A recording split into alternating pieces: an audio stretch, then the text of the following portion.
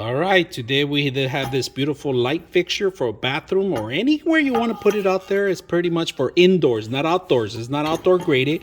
This is pretty much what you get. You get the system itself, you get the actual backing, and also they give you extra screws, and then they give you the glass. All right, so we're gonna put it together, see how it looks for you guys. So let's go ahead and do that.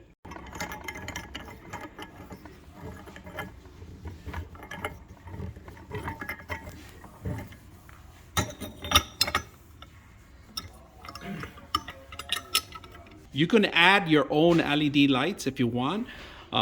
They have different shapes, different sizes, and different brightness too. Now, this is glass. Right now, we're using a low tone. If you want brighter, just put a higher voltage light bulb, or maybe the daylight LED lights that they have. But this is pretty much what you get.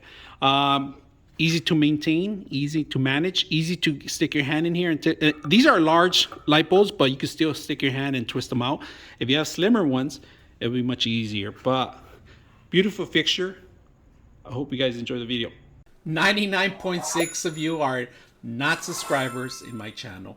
I hope that the content helps you out and that you find it very useful. And I hope you hit the like and subscribe.